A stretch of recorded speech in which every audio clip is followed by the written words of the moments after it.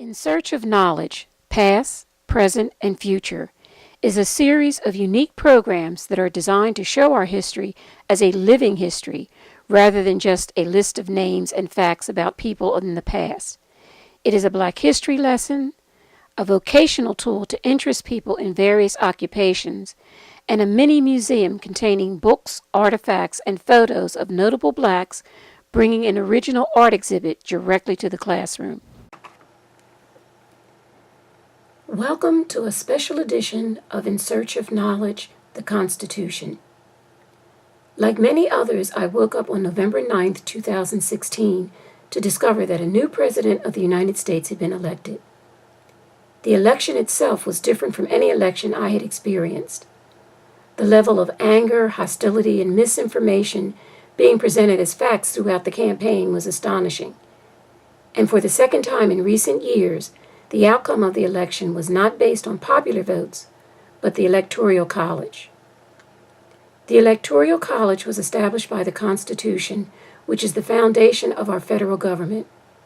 When I heard Supreme Court Justice Ruth Bader Ginsburg explain that our Constitution is the longest continuous Constitution in the world, it made me wonder about this document.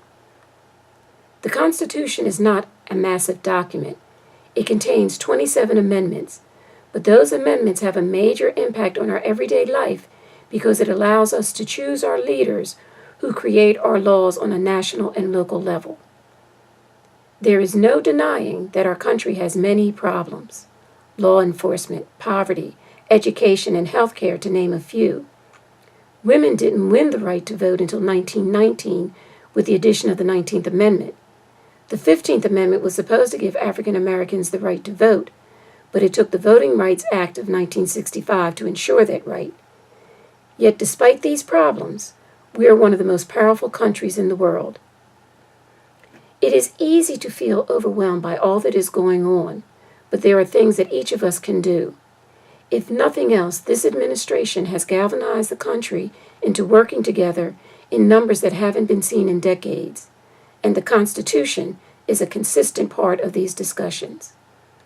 It would be impossible to do a thorough examination of the Constitution in a single episode of In Search of Knowledge, but my hope is to generate interest in the Constitution so that we can begin to fully understand what rights we have and why we have to work to protect them. One person can change the world, but we don't have to do it alone. To begin this journey, I visited the National Constitution Center with my intern, Starlette Evanson, where we received an explanation of the Constitution from Brian Krish.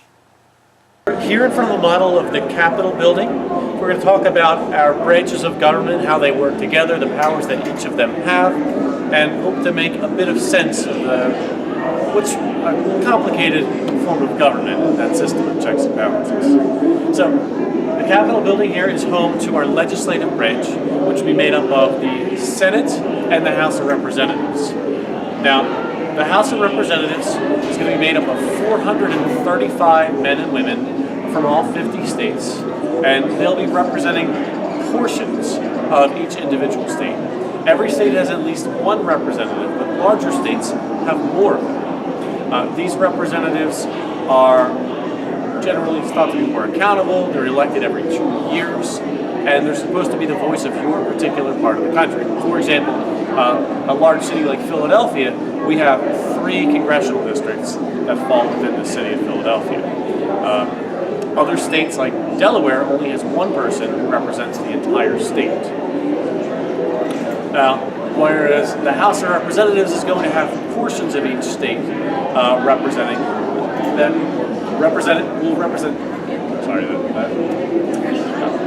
whereas the House of Representatives is going to be portions of each state or the entirety of some small states, the Senate is where the states are represented rather than the people.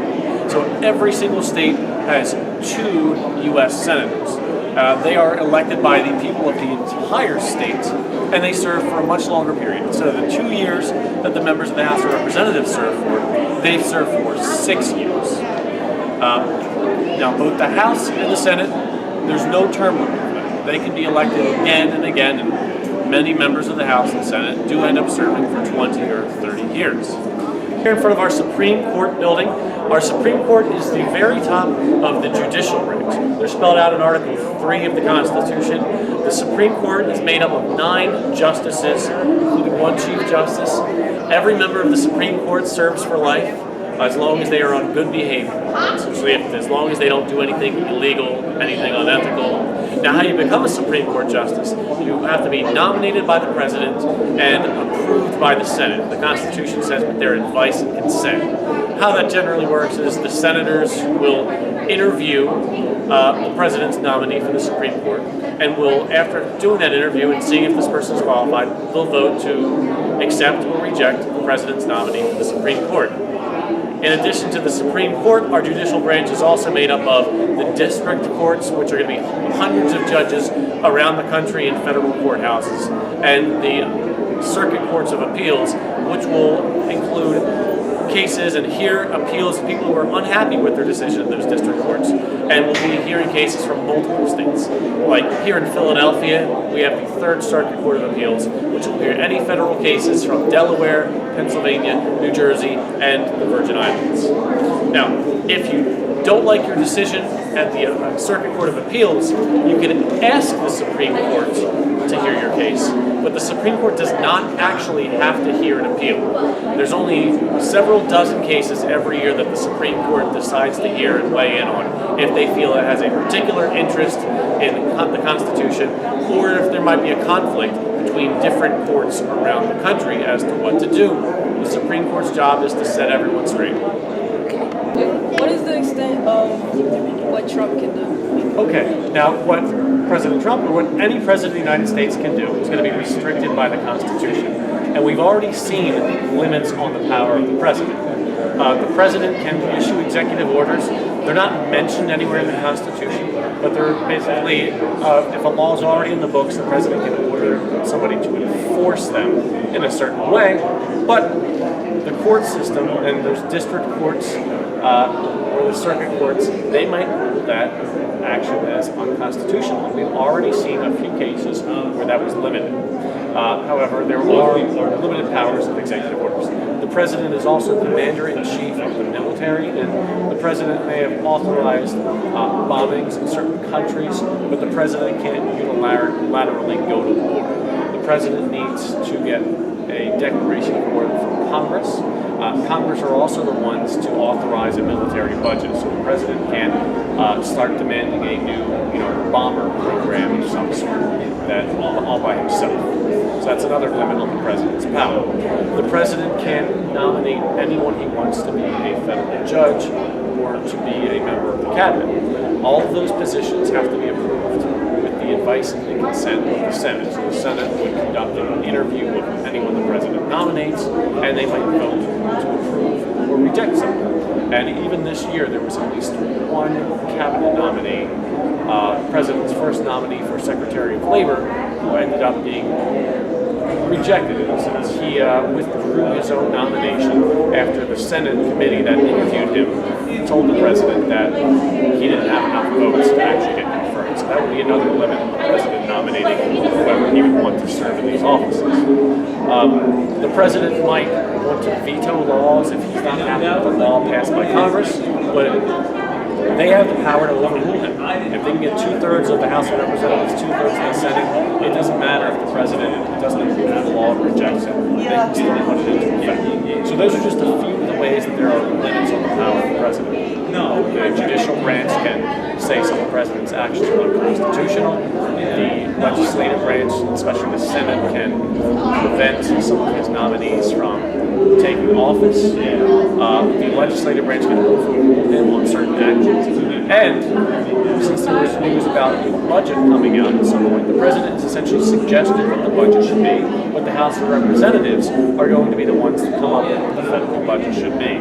And it's not necessarily the case that they're going to allot money to every project that the president is asking for money for. They don't, he doesn't control the purse strings. Anything to do with taxes, anything to do with raising revenue for the federal government, that's not a power that belongs to the president. While visiting the National Constitution Center, I discovered that Philadelphia has a Constitution High School. It is the only law, democracy, and history themed high school in the Philadelphia School District. I visited the high school with my intern, Nathaniel Brown, to talk to some of the students. This taping is being done as an episode of In Search of Knowledge to tape the journey that my intern and Starlette Evanson are taking with me to learn about the Constitution.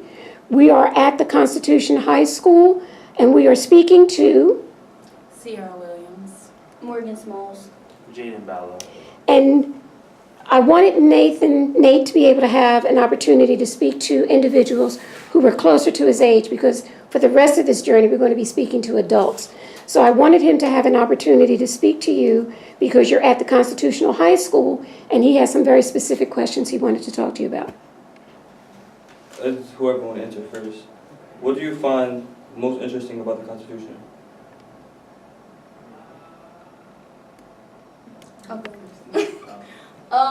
I think what's most interesting about the Constitution is that even though it was written over 200 years ago, we can still apply what it says today.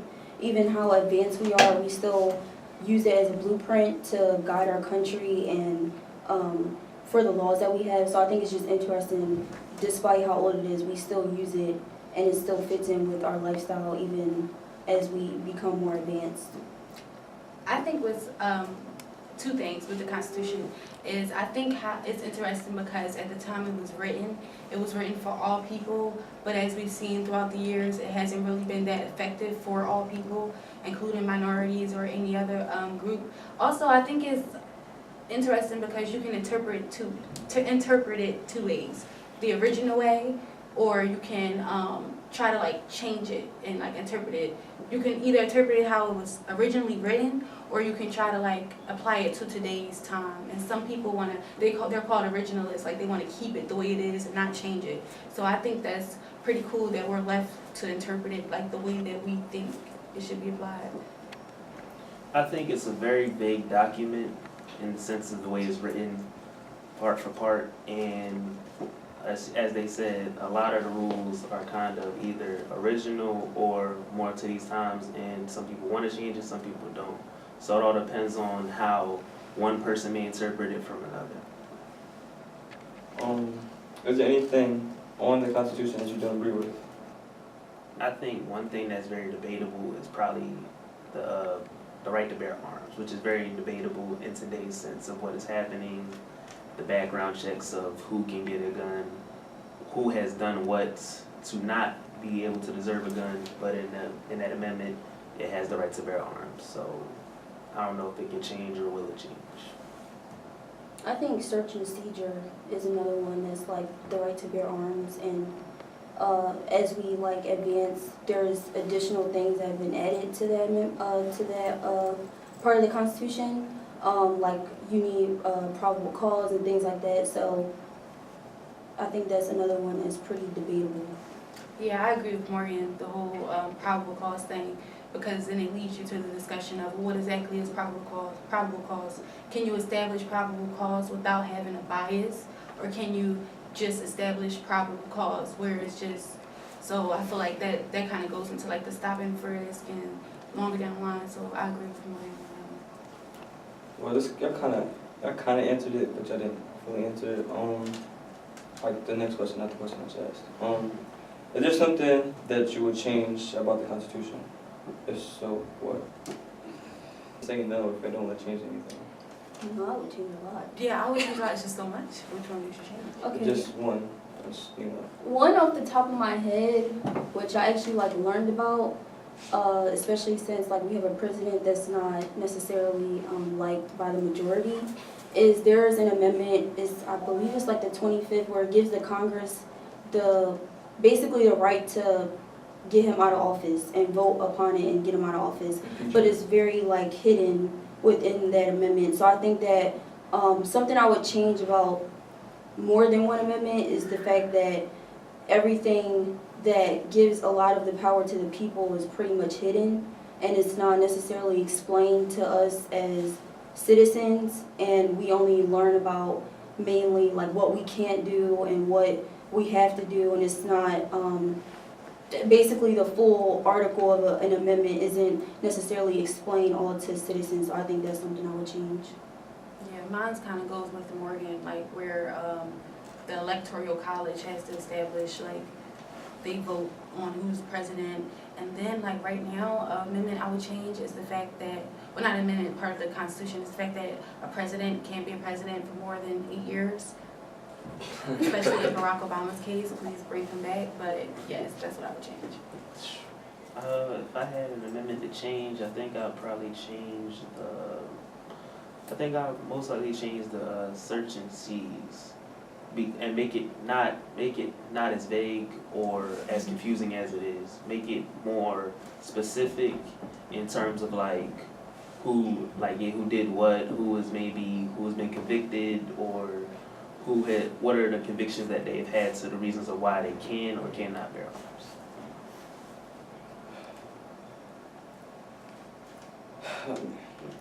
What parts of the Constitution come into play now that we have Trump as president? That's the last one. The freedom of speech. Oh my gosh. Freedom of speech really plays a factor with Donald Trump becoming president, because there's a lot of people who they want to be silenced on their opinions, but they have a right to say these things and to speak out due to this democracy that we live in. So it's kind of like it goes hand in hand of what you can say and what you cannot say without making somebody offended. Well, he offends everybody, but more from the citizens. Nobody really wants to hear a complaint or anything. It kind of gets put on the back burner.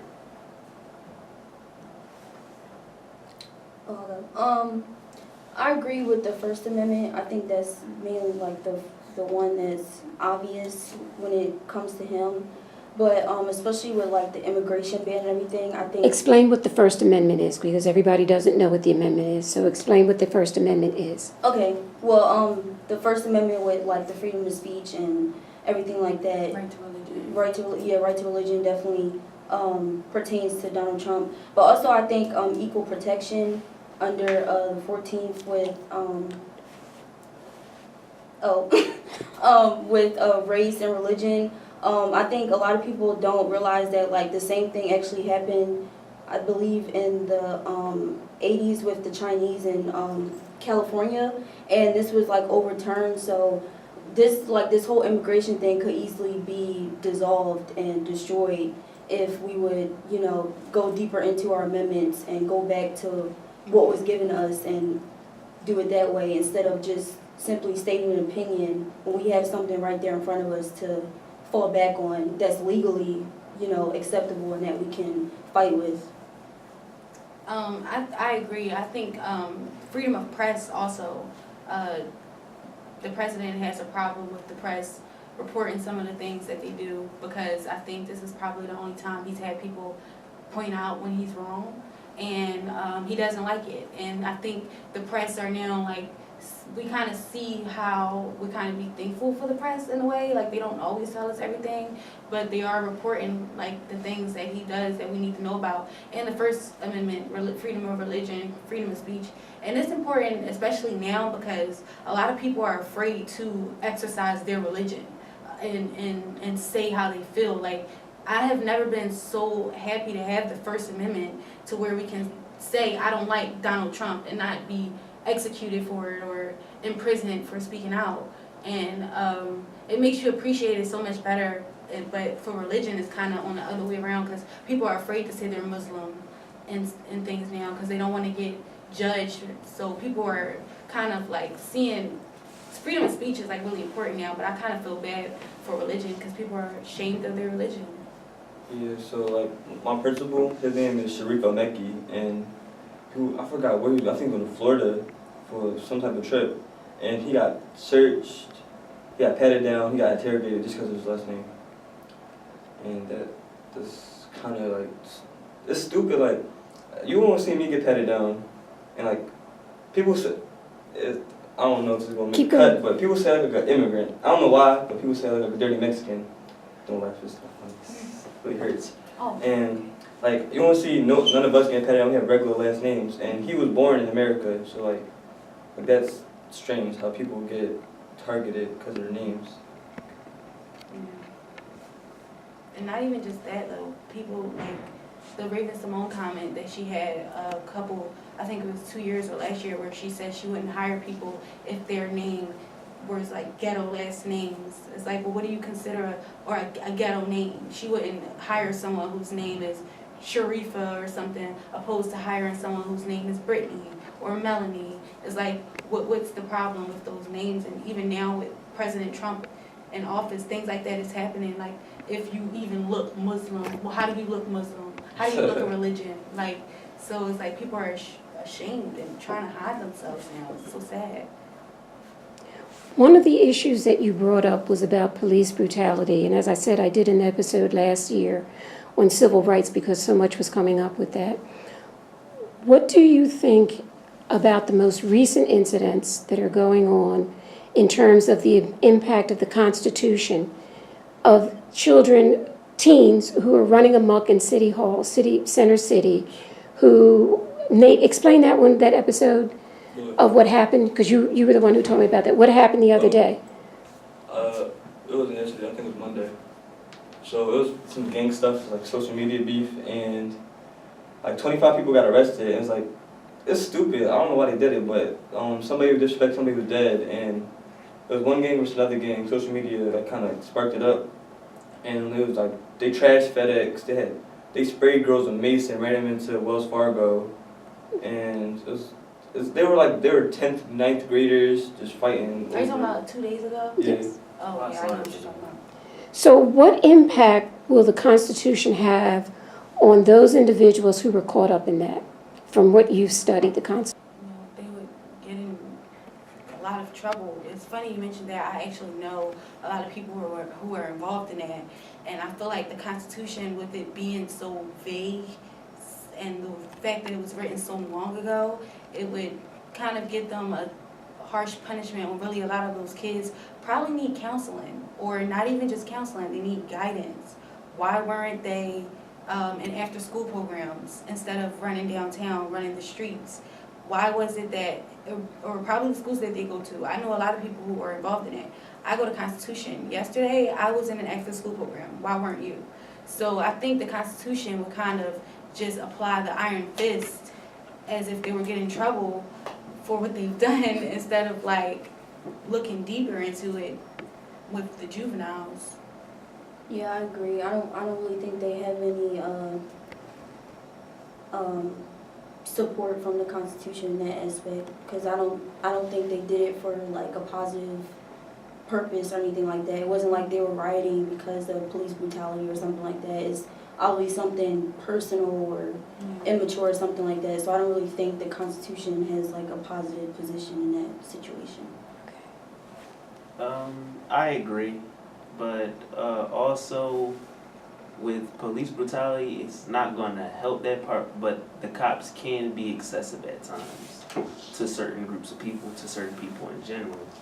And that is a problem in itself, but it also depends on who you put on the workforce, where are these people from, have they ever interacted with other groups of people, religion, race, or however it be. So it all comes down to just the people in general. But as for the kids who were in that situation, it could have ended way worse, and it could have ended a lot more positive too. One of the things that concerns me is that people don't understand the power of the Constitution. What's the most powerful thing that you understand about the Constitution? Can we have more than one? I'm sorry. Yeah. Can we have more than one? Oh, absolutely. Okay. Yeah, 'cause Absolutely. I think the 13th Amendment, like the 13th Amendment where it freed the slaves, goes so deep for me. Like, just looking at that, the fact that there had to be a law, the fact that this wasn't natural. Like, you didn't already see yourself as free. There had to be a law that states that you are a free person. And reading that law has so much history behind it. It's just like so powerful to know that if it wasn't there, then where would I be? And the other one is the First Amendment, definitely, because man, when you look at situations in Syria or situations in these other countries where you don't have the freedom of religion, all women do not have the right to an education. Like, it's just like, wow. So I think the First Amendment for me and the 13th Amendment. I agree. I think both of those are very important amendments. And I just think it's kind of sad that that still is like a part of our Constitution in a way. Like the 13th Amendment, it goes so deep, and like to see that, like Sierra said, like it has to be said that you're basically a person in the eyes of the rest of the country. It's just crazy. And then the First Amendment, of course, is very important, especially how you see other countries where their voice is very limited. And I think another amendment that kind of gets overshadowed is the 9th, and it basically allows like any power that's not given to the government is given to the people, and it basically, and I think that that's very important, and it's so vague that it allows the people to be very flexible with how they use it. So I think that's a very important amendment. I agree also because, as she said, the 13th Amendment has so much history behind it because slaves were counted as 3/5 of a person at this time, and people would say they didn't want slavery down south in order to keep slavery ingested in America fully. So with now having the freedom of speech, this caused people to tell their stories, be who they are, have their own religion, the freedom of press to bring things out, but the press can also tell you the wrong things at the same time. Now that you've been studying the Constitution and the impact and the history of it, when you reach the proper age of 18, will you register to vote, and will you vote? Well, I voted last year. I'm 18, and it was amazing. The outcome wasn't what I wanted, of course, but I still did it because I feel like everyone should vote, and I'm definitely going to encourage my little sister to vote when she becomes of age. And not even for, a lot of people say our vote doesn't matter. It's just when you think of the people, our people who died for the right to vote, women who protested for the right to vote, our ancestors who couldn't vote, it's like, whether or not you feel your vote matters, get out there and vote, because at one time, no one cared whether or not you wanted to. You could not vote. Or if you did want to vote, you have to go through obstacles to vote. So I definitely would encourage people to vote whether when they turn 18, and it was a really good experience. Yeah, I couldn't vote because I just turned 17, so I missed that. But yeah, I'm anxious to vote, and just the other opportunities that you're given at 18 and to be involved in the government process, I think is very important. And when it came down to this election, I think it was kind of interesting to see how many people like really encouraged 18-year-olds to be registered and to vote. But then on the other hand, when those people weren't out there, people were saying that they weren't going to vote and that their vote didn't matter. So I think it's like looking on the outside in, looking on the outside in, looking on the outside in and not being able to vote. It was just interesting to see how like everyone felt in that situation. To be honest, I just turned 16, so I don't really know.